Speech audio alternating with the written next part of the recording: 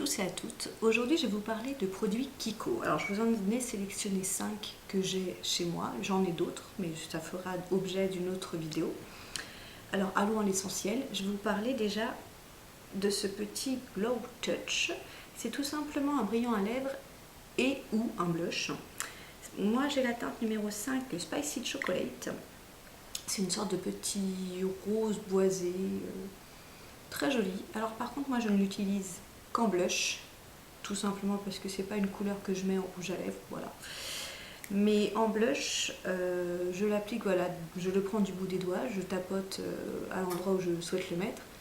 J'étale avec mes doigts, alors c'est vraiment une texture crème qui s'applique très facilement. Alors voilà, moi je le fais au doigt, par contre vous pouvez le faire au pinceau, comme bon vous semble, il n'y a aucun souci. Alors je vais vous montrer ce que ça donne.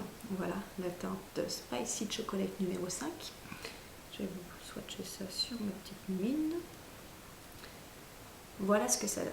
C'est vraiment très joli. Alors, comme vous voyez, la teinte est assez soutenue, donc forcément, moi je mets vraiment un tout petit tapotement et j'étale bien. Comme ça donne juste un petit effet bonne mine et frais sur le visage. Ça fait pas poupée de cire avec deux gros ronds roses comme ça, ou clown.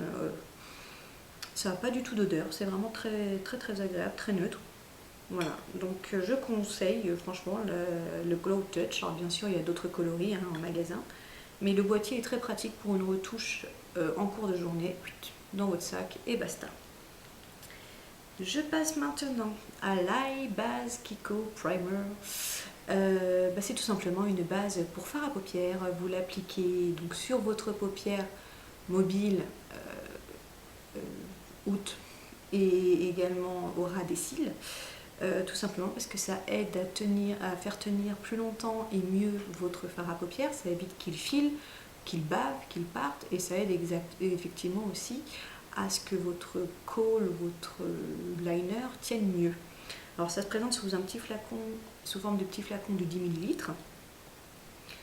C'est un petit embout très simple pour un dosage. Alors il n'y a vraiment pas besoin de mettre beaucoup de produits parce que déjà ça s'étale très bien. Alors il n'y a aucune odeur, hein. Ça fait comme un petit anti-cerne, un petit fond de teint. Voilà, donc vous l'appliquez. Alors ça vous n'allez pas du tout le voir parce que c'est vraiment, ça se fond très bien. Voilà, je l'ai mis à côté mais franchement vous n'allez pas le voir. Franchement il m'en reste encore beaucoup parce qu'on met vraiment très peu au niveau quantité. Et ça aide à bien tenir. Alors par contre, petit bémol, je ne sais pas si c'est ça, mais des fois, j'ai un peu les yeux qui pleurent après avoir mis cette base. Alors est-ce que c'est un des composants? Est-ce que c'est juste parce que je suis un peu fatiguée ce jour-là? Je ne sais pas, parce qu'il y a aussi des jours où je n'ai aucune réaction. Donc voilà, donc je le conseille quand même, parce que franchement, il n'est pas excessif. Il aide vraiment bien à faire tenir les fards à paupières, ça les fait aussi ressortir. Et puis il n'est pas excessif en magasin.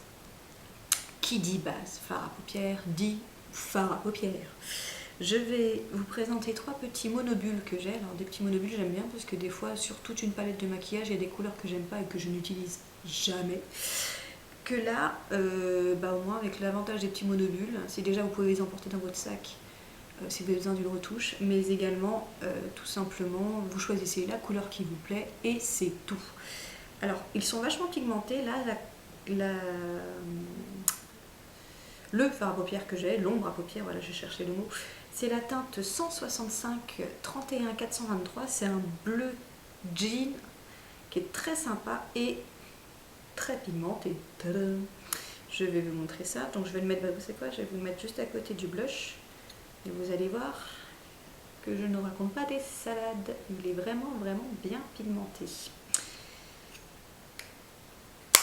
Et il tient bien, et franchement, alors après vous réglez l'intensité, hein, vous pouvez avoir juste une petite touche de bleu et donc saupoudrer après votre pinceau et juste l'étaler tout doucement, ou alors repasser plusieurs fois de couche pour vraiment avoir un bleu pétant sur les yeux, et voilà. Je vous montre maintenant la teinte 147 30 235 qui est un rose un peu bonbon, rose légèrement fuchsia, qui est très sympa également. Alors je vais vous le mettre juste à côté du bleu. Voilà, pour que vous ayez un petit aperçu. Et voilà, et alors c'est pareil, vous pouvez le doser juste en toute petite touche pour illuminer le regard et rajouter une petite couleur sympa à votre regard. ou vraiment jouer le total look et vous faire une super paupière dans les tons roses, juste topissime quoi. Il est très joli, très soutenu. Et là je vais vous parler d'un de mes petits chouchous, c'est la teinte 129 31 363 qui est un beige très légèrement irisé, mais quand je dis très légèrement, il y a très très légers petits pigments dorés argentés. Alors ce que j'aime, c'est qu'il est vraiment très léger. Je le mets souvent au ras des sourcils pour apporter une petite touche de lumière. Donc voilà, c'est un joli crème, légèrement pailleté, mais ça, vous voyez, vous n'allez même pas le voir tellement il est discret, je suis sûre, sur ma main, et je l'ai mis à côté du rose. Tout simplement parce que ce que j'aime, c'est que ça apporte toutes petites paillettes, mais vraiment petites, hein. Ça fait pas du tout disco, waouh, boule à facettes. Non, non, c'est vraiment très discret et donc je trouve que ça finit un joli maquillage, voilà, ou des fois juste besoin d'illuminer votre regard, faire un petit, vous voulez faire un look un peu nude, bah voilà, des fois juste ça, ça éclaire votre regard et il n'y a pas besoin de plus. Alors, hop, je vais 2 secondes essuyer un petit peu mes doigts. Voilà, on va essayer de continuer sans ressembler à un clown. Je vais maintenant descendre d'un étage, puisqu'on a fait un peu les yeux. Bien sûr, il y aura d'autres produits de la gamme yeux que je vous présenterai dans une autre vidéo. Là, je vais vous parler des lèvres. Alors, tout simplement, je vais vous présenter le Double Touch. Le Double Touch, c'est un brillant à lèvres qui se présente en 2 parties. La partie couleur, la partie top coat. Moi, j'ai la gamme 105 33 535, c'est celle que j'ai actuellement sur les lèvres. Voilà, alors pourquoi? Parce que je suis très gloss, j'aime beaucoup. C'est des textures que j'aime sur mes lèvres. Et celle-ci, j'aime particulièrement parce qu'elle est légèrement rosée, mais c'est très très discret. Voilà, ça apporte, on va dire que ça finit un maquillage. Alors je vais essayer de vous le mettre, sans le mettre sur le fard à paupières, voilà. Hop.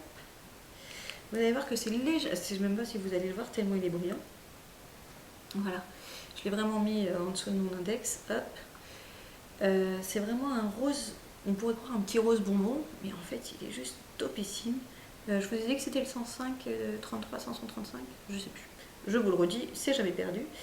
Voilà, donc sur vos lèvres, vous appliquez ça, vous attendez que ça sèche. Alors ça va très vite, hein, en 10 secondes, même pas, c'est top chrono, c'est fini, c'est bouclé. Hop, hop. Une fois que c'est bien sec, que vous avez du mal à faire ça parce que les pigments se sont bien posés, vous prenez votre petit top coat qui se présente sous forme de petits pinceaux. Voilà, l'autre c'était un petit embout mousse, ça c'est un petit pinceau. Et vous venez, hop, que je ne me trompe pas, vous venez vous poser délicatement sur votre joli petit couleur de base, le top coat, et voilà, ça vous rajoute un petit fini brillant et qui est très agréable niveau confort, ça ne colle pas. Bon là, il est en fin de parcours parce que je parle beaucoup, je l'ai mis il y a un petit moment. Voilà, ce serait le petit bémol de ce double touch, tout simplement parce que le top coat, si vous êtes comme moi, que vous avez une vie, que vous parlez, que vous vivez, que vous n'êtes pas au fond d'une grotte à ne parler à personne, et ben voilà, tout simplement je parle, je mange, je bois. Je ne fume pas par contre, donc c'est très bien. Faites comme moi. Donc voilà, tout simplement, ça s'estompe, ça s'en va, faut pas se mentir. Donc une fois que le top coat part, la couleur effectivement reste quand même, reste pas mal. Mais elles sont sèches, vos lèvres sont sèches puisqu'il n'y a plus que la couleur, il n'y a plus ce côté confort et agréable. Donc il faut soit le prendre dans votre sac pour une petite retouche, voilà, en cours de journée, hein, pour avoir un petit côté agréable et doux du top coat, ou alors vous prenez un petit baume à lèvres classique pour vous, voilà, pour rajouter un petit peu de douceur sur votre couleur. Donc je l'aime bien, mais voilà, petit bémol au niveau de la tenue et du confort. Mais sinon, c'est sympa, les couleurs sont vraiment jolies. Et je vais finir avec un de mes petits chouchous, qui est le nettoyant pour pinceau. Alors comme vous voyez, j'en suis presque à la moitié, donc je sais très bien que quand j'en serai à la fin, j'en recommanderai, ou j'irai tout simplement en boutique. C'est un nettoyant pour pinceau, qui se présente sous forme de spray. L'avantage, contrairement à un nettoyage à l'eau savonneuse, c'est que le spray permet de nettoyer rapidement déjà votre pinceau, mais et surtout de pouvoir le réutiliser juste derrière, parce que c'est votre pinceau est tout sec. Je vais vous montrer un petit exemple. Donc ça c'est un petit pinceau biseauté que je l'utilise pour le fond de teint. Alors des fois j'ai la flemme, hein, je vous l'avoue, je le fais avec mes doigts, le fond de teint, hein, faut pas se mentir.